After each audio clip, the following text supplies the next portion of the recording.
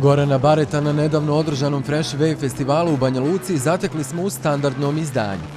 Mene mala, neće, u debelo cvijeće, da me da, da me proda, a neću nije, Uglavnom su tonske probe nešto što muzičari baš i ne vole.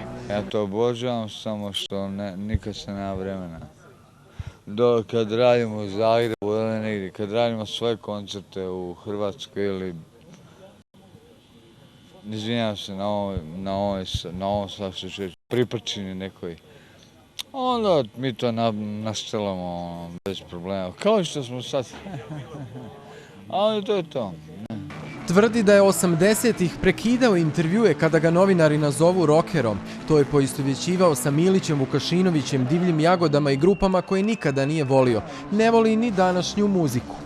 Sve je bez kontrole. Znači, pazi. Kad kažem da je sve bez kontrole, ja nisam pobornik kontrole tipa... Veliki brat i te stvari. Ali ovo što se događa je blesovo, nema uopće nema uopće ničega što bi te ponukalo da kaže događa se, ne.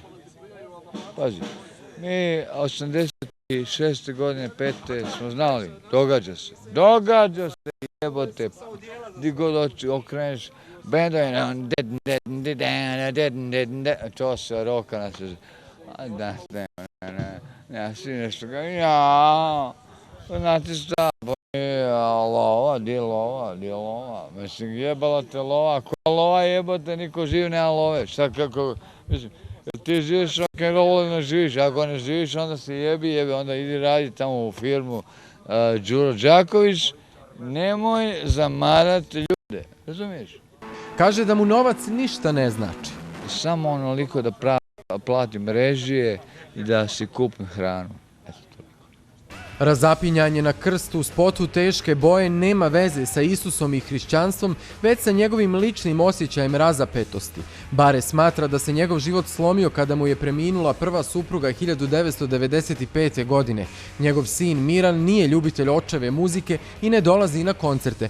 Kaže da nije na oca, već na majku, što ga posebno raduje. Ne raduje ga pomama za društvenim mrežama. Ne koristim, pazi, negdje sredinom prošlog desetljeća imao sam kompjuter i vidio sam da to nije za mene. To ima toliko smeća da ima jedno 80% smeća, 20% cvijeća. Tako da ne bi se brčkao u smeću, tako da sam onda odlučio taj kompjuter dati sinu.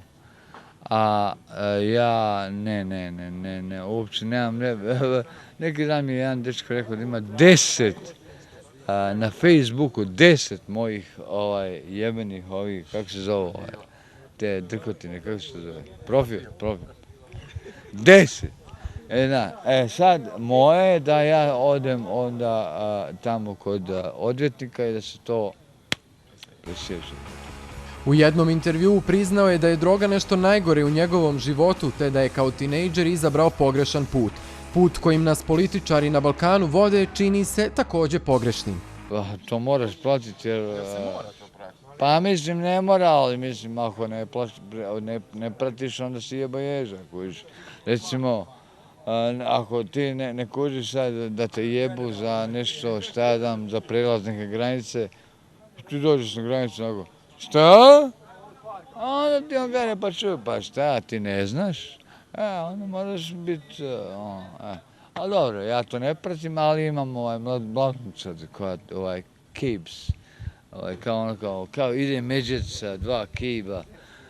Znači imam kibs koji mi sve kažu, kaps, koji mi sve kažu, volan, evo ima tamo i ne smiješ, tamo smiješ.